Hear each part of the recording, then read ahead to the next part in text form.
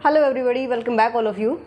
41 question से हम start करते हैं और इस एग्जाम पेपर में आप देखेंगे कि स्टैटिक्स में से कितना इजी पोर्शन पूछा गया है, यानी कि स्टैटिक्स के जो क्वेश्चंस आए हुए हैं बहुत ज़्यादा इजी यहाँ पे आए हुए हैं। अगर इस टाइप के क्वेश्चंस आ जाते हैं तो मैं आपको फर्स्ट क्लास से बोल रही हूँ कि आपको केवल और केवल बीएससी की बुक्स का जो हर चैप्टर का बेसिक पोर्शन है, सिर्फ अगर वो भी आपने पढ़ लिया, वो भी अच्छे से समझ में आ गया इस टाइप से कि यहाँ से क्वेश्चन बन सकता है। अभी तक कितने हम क्वेश्चन कर चुके हैं, आपको आइडिया मिल भी गया होगा कि हर चैप्टर का बेसिक हमें किस टाइप से पढ़ना है। क्लियर? तो अगर उन बुक्स को भी आप पढ़ लेते हैं तो अदर कोई बुक्स से तैयारी करने की ज़रूरत नहीं है। जितना ज़्यादा आप बुक्स को देखेंगे, एक्स्ट्रा बुक्स को देखेंगे, उतना आप पजल हो जाओगे। इसलिए आपके जो स्टेट लेवल की यूनिवर्सिटीज़ हैं उनके एंट्रेंस के लिए केवल आप बीएससी की बुक्स का बेसिक पोर्शन पढ़िए, वहीं से सारा का सारा क्लियर हो जाएगा। क्वेश्चन नंबर 41 देखते हैं, क्या कहते हैं। The resolve part of a force F in direction perpendicular to it. F के डायरेक्शन के परपेंडिकुलर अगर आप फोर्स को रिजॉल्व, ये एफ फोर्स है, इसको आपको रिजॉल्व करना है इसके परपेंडिकुलर डायरेक्शन में, तो आंसर क्या आएगा।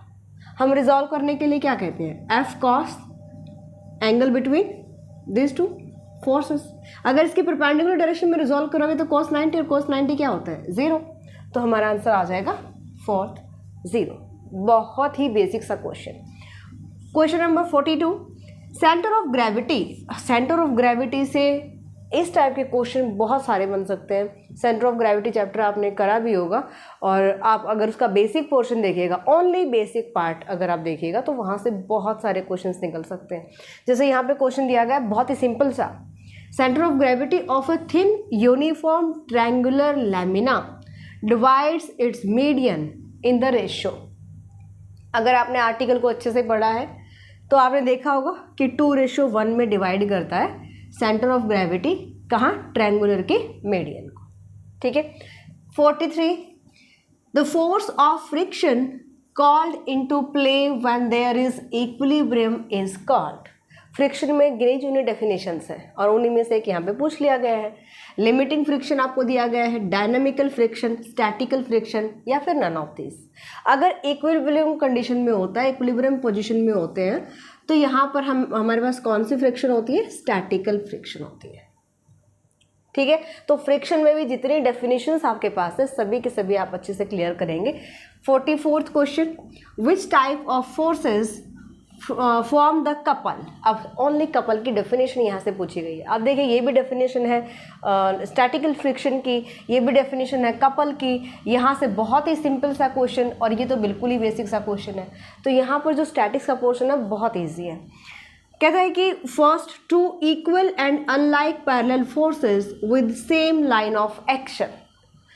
कपल क्या होता है, कपल का मतलब होता है कि हमारे पास दो पैरेलल फोर्सेस हैं इन अपोजिट डायरेक्शन। अगर ये P है तो ये Q होगा, डिफरेंट लाइंस पे एक्ट कर रहे हैं फोर्सेस। ठीक है जी। तो यहाँ पर हमारा आंसर क्या हो जाएगा, टू इक्वल एंड, हाँ इक्वल भी होना चाहिए कपल फॉर्म करने के लिए। Q की जगह पे आप यहाँ पे P भी ले सकते हो। Two equal and unlike parallel forces with different line of action. Unlike होने चाहिए, इक्वल होने चाहिए और लाइन ऑफ एक्शन जो है इनका डिफरेंट होता है। यानी कि ये अगर इस लाइन पर एक्ट कर रहा है तो ये दूसरा फोर्स जो हमारे पास होगा वो इधर एक्ट नहीं करेगा, इसी लाइन पर एक्ट नहीं करेगा, वो करेगा इस लाइन पर एक्ट। क्लियर? तो ये कपल की डेफिनेशन आपसे पूछी गई है। नेक्स्ट क्वेश्चन देखते हैं। The gravitational unit of movement in SI system. बहुत ही बेसिक सा क्वेश्चन। ग्रेविटेशनल यूनिट बतानी है आपको मूवमेंट की, किसमें, SI सिस्टम में, तो ये होती है किलोग्राम पर मीटर। ठीक है।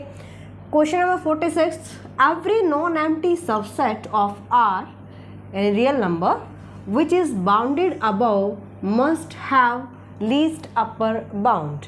ये स्टेटमेंट आपको दी गई है, every non empty subset of real numbers which is bounded above, जिसका अपर बाउंड एग्जिस्ट करता है, must have least upper bound. तो ये स्टेटमेंट बताना है कि कौन से थ्योरम के अकॉर्डिंग हमें बोला गया है। तो यहाँ पर आप देख ही रहे हो कि बाय नेम थ्योरम्स, अगर हम सीक्वेंस सीरीज बुक की बात करें और जिसमें हमने पढ़ा था टोपोलॉजी ऑफ रियल नंबर्स, उसमें बहुत सारी बाइनेम थ्योरम है और वो आपको हर एक जो है वो चाहे किसी भी बुक में हो, सीक्वेंस सीरीज में बाइनेम थ्योरम्स या रिजल्ट्स बहुत ज़्यादा हैं, सबसे ज़्यादा आई थिंक सीक्वेंस सीरीज में ही होंगे। तो यहाँ से आपको सभी के स्टेटमेंट पता होने चाहिए। तो ये कौन सी है, कंप्लीटनेस एक्सियम है। ओके, नेक्स्ट कहता है question number 47, the greatest lower bound of A set belongs to the set, doesn't belongs to the set, may or may not belongs to the set या none of these। तो जो least upper bound या greatest lower bound होता है ना, वो set में हो भी सकता है और नहीं भी हो सकता है। ठीक है, सेट में बिलोंग कर भी सकता है, नहीं भी बिलोंग कर सकता है। ऑलराइट, ये ग्रेटेस्ट लोअर बाउंड या लीस्ट अपर बाउंड दोनों के लिए जो एग्जिस्ट करेगा। लेकिन अगर अपर बाउंड की हम बात करेंगे और या लीस्ट बाउंड की बात करेंगे तो वो सेट में होना चाहिए। नेक्स्ट कहता है 48 question, if n equals to 1 to infinity an is convergent, अगर ये सीरीज हमें कन्वर्जेंट गिवन है, and bn sequence is monotonic and bounded, bn sequence given है, जो बाउंडेड है मोनोटोनिक है, then n equals to 1 to infinity an bn, यानी दोनों की मल्टीप्लाई अगर हम कर देते हैं तो वो क्या करती है, कन्वर्स करती है। So this statement is non age, तो ये किसकी स्टेटमेंट है, अभी हमने जिक्र किया था कि सीक्वेंस सीरीज से बहुत सारी बाइनेम्स थ्योरम्स हैं, बाइनेम रिजल्ट्स हैं, तो उनको सबको अच्छे से एक नोट डाउन कर लीजिए। बल्कि अगर अभी तक तो आपने कर ही लिया होगा, खैर नहीं किया है तो अभी भी आप कर सकते हैं। सो ये रिजल्ट जो यानी कि ये स्टेटमेंट जो है वो किसकी है, एबल्स टेस्ट, यहाँ पे एबल्स लेमा भी गिवन है, तो ये चीज़ ध्यान रखनी है। एबल्स लेमा कई बच्चे जल्दबाजी में आंसर कर सकते हैं, तो ये कौन सा है, एबल्स टेस्ट है। ये आपने पढ़ा होगा एबल्स टेस्ट, जो कि जिसका प्रूफ भी बहुत ज़्यादा इंपॉर्टेंट था पीएससी एग्जाम्स के लिए। चलिए नेक्स्ट देखते हैं, क्वेश्चन नंबर 49 देखते हैं। The series n equals to 1 to infinity an where an equals to root of n raise to power 4 + 1 minus n raise to power 4 - 1 is, ये कन्वर्जेंट है, डाइवर्जेंट है, ऑसिलेट करिए या फिर नन ऑफ दिस, ये आपके पास ऑप्शंस गिवन है। तो इसको सॉल्व करने के लिए हमें क्या करना है, सबसे पहले रेशनलाइजेशन हम कर लेते हैं, यहाँ पे ही कर ले। रेशनलाइजेशन किया हमने, plus n raise to power 4 - 1, यहाँ पे माइनस है, divide by root of n raise to power 4 + 1 plus n raise to power 4 - 1, a minus B a plus B apply करेंगे formula. This gives n raise to power 4 + 1 minus n raise to power 4, यहाँ पे minus और minus plus हो जाएगा, divide by root of n raise to power 4 + 1 plus root of n raise to power 4 - 1।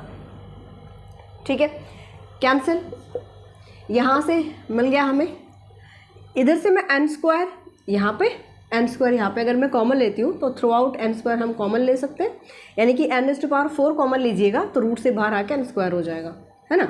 सो ये आ जाएगा root of 1 + 1/n raise to power 4 plus root of 1 - 1/n raise to power 4।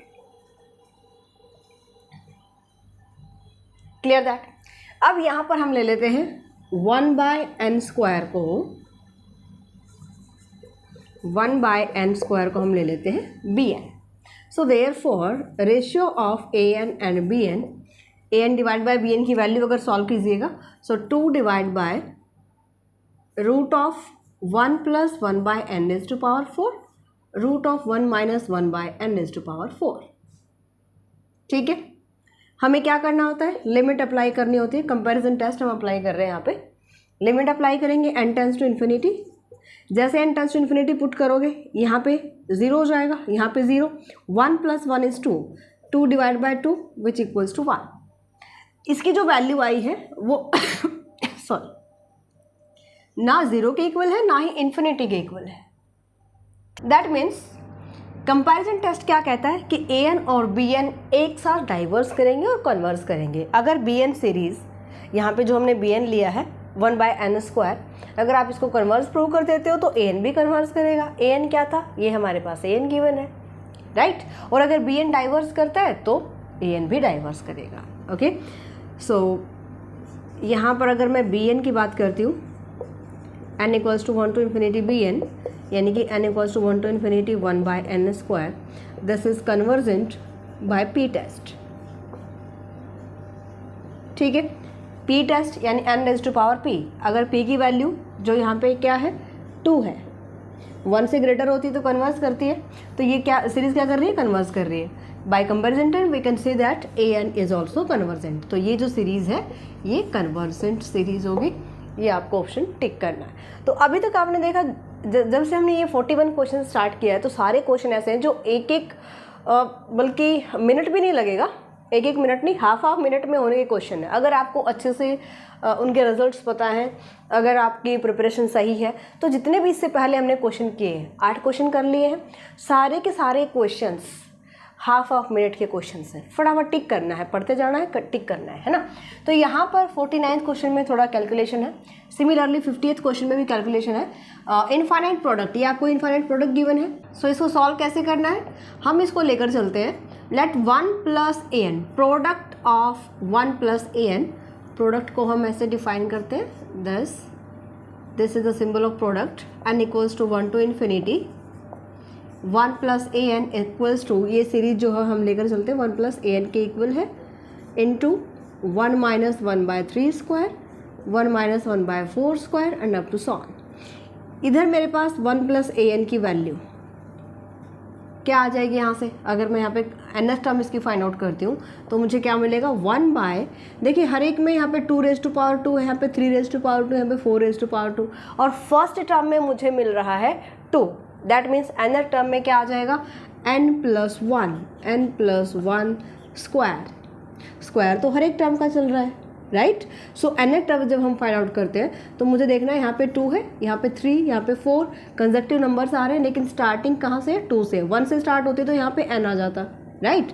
हम इसको थोड़ा solve कर लेते हैं। n plus 1 square equals to n plus 1 square minus 1, square open कर दो, n स्क्वायर plus 1 plus 2n minus 1 divide by n plus 1 square, 1 से 1 cancel, this equals to n into n plus 2 divide by n plus 1 square. इसको मैं ऐसे लिख दूँ n into n plus 1 into n plus 2 divide by n plus 1। अब इस series को convert करने के लिए हम लेकर चलते हैं P N, which is the product of first N terms, यानी 1 plus a1 into 1 plus a2। हमें यहाँ पे a1 a2 a नहीं लेना, हमें इस टाइप से लेना है, इनफाइनाइट सीरीज़ की हम बात कर रहे हैं। 1 plus a3 up to so on 1 plus an, multiply कर दिया हमने सबको। 1 प्लस a1 की वैल्यू यहाँ से सॉल्व कर लो, ये 1 प्लस an की वैल्यू है, n को 1 पुट कर 1/2 इंटू इधर सॉल्व कीजिएगा 3/2, ठीक है।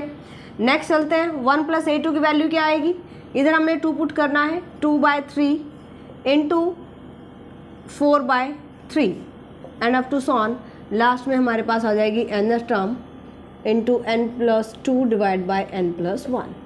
अब यहाँ पे देखते हैं 1/2, यहाँ पे 2/3 है, मल्टीप्लाई बाय दिस, सो 3/2 से 2/3 कैंसिल, 4/3 से नेक्स्ट टर्म कैंसिल हो जाएगी, इस टाइप से हमारे पास ये टर्म इससे कैंसिल हो जाएगी। आंसर क्या आएगा 1/2, यानी इससे पहले जो टर्म आएगी उससे ये वाली टर्म कैंसिल हो जाएगी, 1/2 into n plus 2 divide by n plus 1। ये हमारे पास आती है पी एन की वैल्यू।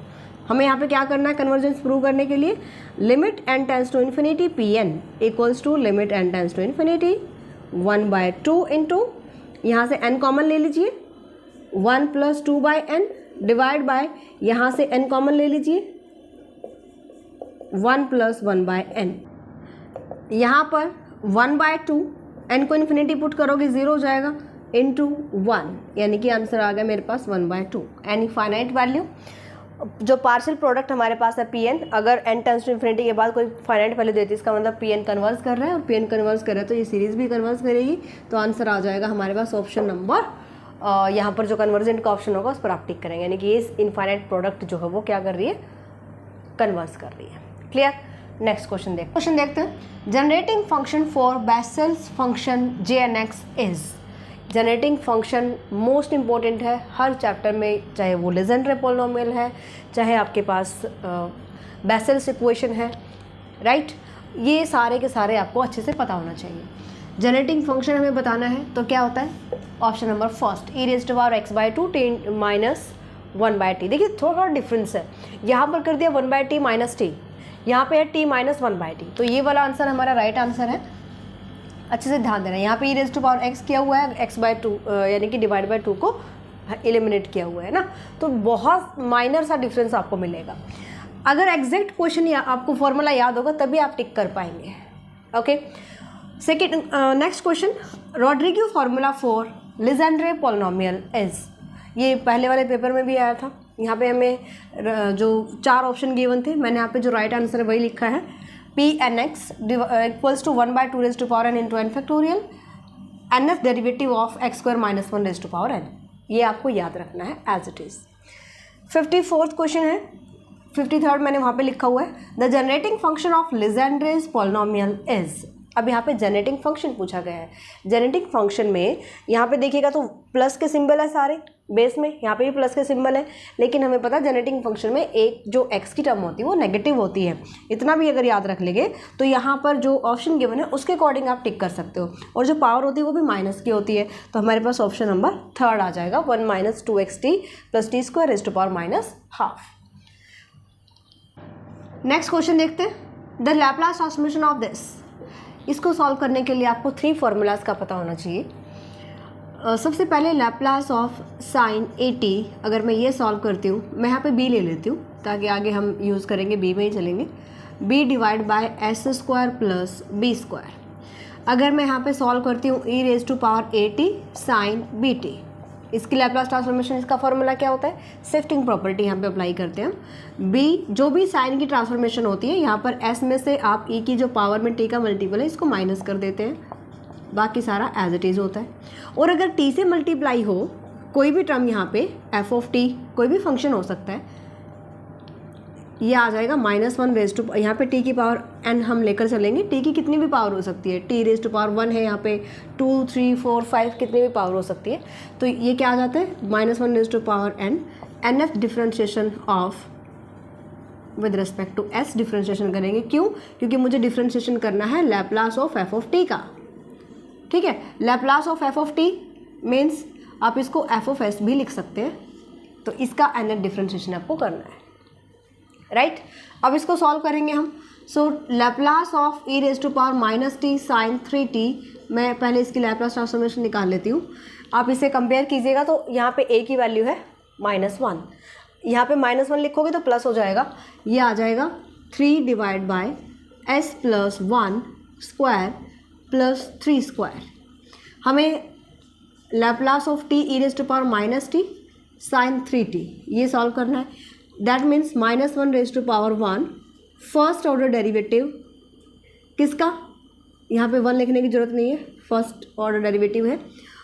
यहाँ पर किसका कर रहे हो, ये जो फंक्शन आपके पास है, हमने इसकी लैप्लास ट्रांसफॉर्मेशन फाइंड आउट कर लिया, ये क्या है f ऑफ s है, तो इधर हम पुट करेंगे 3/s + 1² + 9।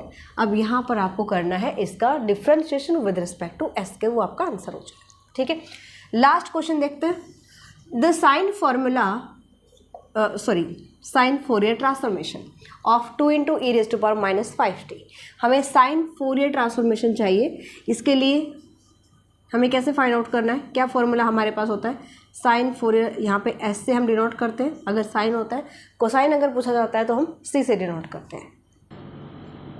s equals to sine Fourier transformation क्या होती है, 0 to ∞ f ऑफ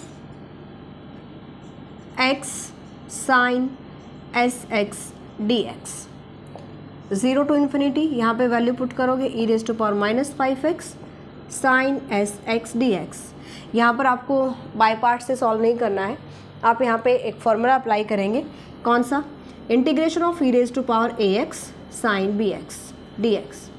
क्या होता है, e raise to power ax divide by a² + b² multiply by a sine bx minus b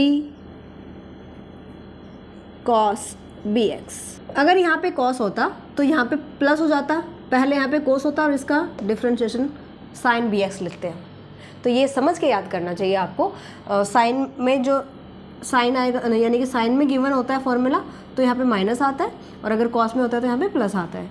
बाकी टर्म्स एज इट इज़ होती है, कॉस है तो यहाँ पे कॉस आ जाएगा और इसका डेरिवेटिव यहाँ पे साइन आ जाएगा। इसको आप कंपेयर कर सकते हो और वैल्यू पुट कर सकते हो। ऑल राइट, सो ये आ जाएगा मेरे पास e⁻⁵x divide by a square, यानी कि -5² is 25 plus s² into a कितना है -5 sine sx, okay, minus bs cos sx, और हमें लिमिट यहाँ पे दी गई है 0 to ∞। लिमिट आप पुट करोगे इधर 0 to ∞। पहले अपर लिमिट पुट करेंगे, देन लोअर लिमिट पुट करेंगे, ठीक है जी। तो ये आप सॉल्व कर सकते हैं। इसको आप जैसे ही इन्फिनिटी पुट कीजिएगा e⁻∞, इसको लिखोगे e⁻∞, क्या हो जाएगा 0 हो जाएगा। तो इन्फिनिटी पर तो पूरी वैल्यू हमारी 0 आ रही है, राइट। माइनस जब 0 पुट कर रहे हो यहाँ पे 0 पुट कीजिएगा तो e⁻0 1 होता है, यहाँ पर साइन 0 0 हो जाएगा, और माइनस एक यहाँ पे हमारे पास था, एक यहाँ पे माइनस आएगा, s इंटू कॉस 0 1 हो जाएगा। ऑल राइट, तो ये हमारे पास आ जाएगा b की वैल्यू मेरे पास यहाँ पे s है, ठीक है। आप यहाँ पे एक डायरेक्ट रिजल्ट भी अप्लाई कर सकते हो, इधर लिख देते हैं। अगर लिमिट आपको गिवन है 0 to ∞, e⁻ax साइन bx, अगर ये गिवन है आपके पास, इंटीग्रेशन आपको सॉल्व करना है, लिमिट 0 to ∞ ही होनी चाहिए। तो आप डायरेक्ट यहाँ पे, यानी जो कैलकुलेशन हमें यहाँ पे करनी पड़ रही है ये स्किप हो जाएगी, और डायरेक्ट यहाँ पे आप रिजल्ट अप्लाई कर सकते हो b² divide by a² plus b², okay. तो यहाँ पे मेरे पास क्या है b की वैल्यू, यही आंसर हमारा आने वाला है। अगर यहाँ पे सॉल्व करते हैं इन्फिनिटी पर तो हमारा पूरा 0 ही आ गया। जब आप 0 पुट करोगे तो यहाँ से मुझे -s मिल गया, लोअर लिमिट का माइनस हमारे पास होगा, इसको प्लस करेगा, ये 0 हो जाएगा, और यहाँ से वही रिजल्ट मिल रहा है e⁻⁵x 0 हो जाएगा, सॉरी 1 हो जाएगा, है ना। यहाँ पे e⁻0 1 हो जाएगा। तो ये आंसर आ जाएगा आपके पास 2 into s divide by a², a कितना है 25, a² यानी कि -5 का स्क्वायर प्लस s², ये आपके पास आंसर आ जाएगा। क्लियर। तो 55 तक क्वेश्चन हमारे हो गए हैं कंप्लीट। इसके बाद नेक्स्ट जो आपके क्वेश्चंस होंगे प्रोग्रामिंग, इनसी के क्वेश्चन यहाँ पर हम डिस्कस नहीं करेंगे। अगर आपको चाहिए तो कंप्लीट पेपर जो है वो आपको टेलीग्राम ग्रुप पर मिल जाएगा, वहाँ पर अपलोड कर देते हैं, और उसके क्वेश्चंस अगर आप तैयारी कर रहे हैं तो बुक में से आप अगर देखेंगे तो आपको डेफिनेटली मिल जाएंगे। इसके बाद जो जितने बुक्स होंगे, यानी कि हमारे फाइनल ईयर की जितनी बुक्स होंगी उनसे रिलेटेड जो क्वेश्चंस होंगे उनको हम ट्राई करते हैं। मिलते हैं नेक्स्ट क्लास में। Bye, take care.